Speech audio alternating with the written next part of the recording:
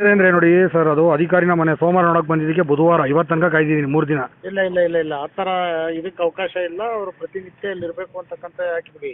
ಅವ್ರಿಗೆ ಅಲ್ಲ ಹೇಳಿದೀನಿ, ಅವ್ರಿಗೆ ಪ್ರತಿನಿಧಿ ಇರಕ್ಕೆ ಆಗ್ತಿಲ್ಲ ಅಂತ. ಸಕಲೇಶ್ಪುರದಲ್ಲಿ ಇರ್ಬೇಕು, ನಾವು ಹಿಂಗೆ ಸರ್ ಇರೋದು ನನಗೆ ಕೇಳ್ತಾ ಇದ್ದಾರೆ ಈಗ. ಇಲ್ಲ ಅದಕ್ಕೆ ಅವಕಾಶ ಇಲ್ಲ. ಹಾಂ, ಅದಕ್ಕೆ ಇರಬೇಕು. ಈಗಲೇ ಸಂಬಂಧಪಟ್ಟವ್ರು ಇವ್ರಿಗೆ ನಾನು ಮಾತಾಡ್ತೀನಿ. ಹಾಂ, ಅಲ್ಲ ಅವ್ರು 2 ಬಳಿ ಅವ್ರ ಕೊಡ್ತೀನಿ, ಮಾತಾಡ್ತೀರಾ ಸರ್ ನೀವು?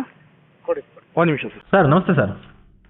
ನಮಸ್ತೆ. ಏನು ರವಿ ಅವ್ರೆ, ಏನು ಅದೇ ಯೋಗ ಸರ್ ಅದು ಸ್ವಲ್ಪ ಏನೋ ಫೋನ್ ರಿಸೀವ್ ಮಾಡ್ತಾ ಇಲ್ಲ ಅಂತ ಕಂಪ್ಲೇಂಟ್ ಹೇಳಿದ್ರು ಸರ್. ಈಗ ಆಫೀಸಿಗೆ ಕರ್ಸಿ ಮಾತಾಡಿ ಹೇಳಿದ್ದೀನಿ ಸರ್ ಅವ್ರಿಗೆ. ಮಾತಾಡಿ. ಒಂದು ಎರಡನೇದು, ಈಗ ನಾವು ಟೆಂಪ್ರವರಿ ನಾನು ಇನ್ಚಾರ್ಜ್ ಇದ್ದೀನಿ ಅಲ್ಲಿದ್ದೀನಿ ಅಂತ ಅಂದ್ರೆ ಅದು ಸರಿ ಹೋಗಲ್ಲ. ಕೆಲಸನ ನಾನು ಆ ಥರ ಯಾವತ್ತೂ ಹೇಳಿಲ್ಲ ಸರ್.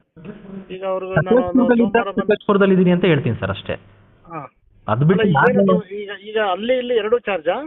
ಅಲ್ಲ, ನಂದು ರೆಗ್ಯುಲರ್ ಇರೋದೇ ನಾನು ಸಕಲೇಶ್ಪುರ ಸರ್. ಹಾಂ, ಇಲ್ಲಿ ಅಡಿಷನಲ್ ಚಾರ್ಜ್ ಅಷ್ಟೇ.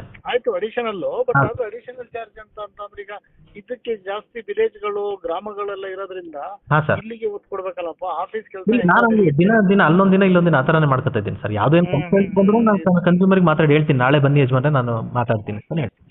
ಇಲ್ಲ, ಅದು ಒಂದು ಅದಕ್ಕೆ ಜಾಸ್ತಿ ಇಲ್ಲ, ಈಗ ಪ್ರಮೋಷನ್ಸ್ ಇದೆ ಸರ್. ಈ ವಾರದಲ್ಲಿ ಪ್ರಮೋಷನ್ಸ್ ಇದೆ. ಮೋಸ್ಟ್ಲಿ ಯಾರೋ ಹೊಸಬ್ರು ಆಗ್ತಾರೆ. ಅಲ್ಲ, ಆಯ್ತು, ಹೊಸಬ್ರು ಆಗ್ತಾರೆ.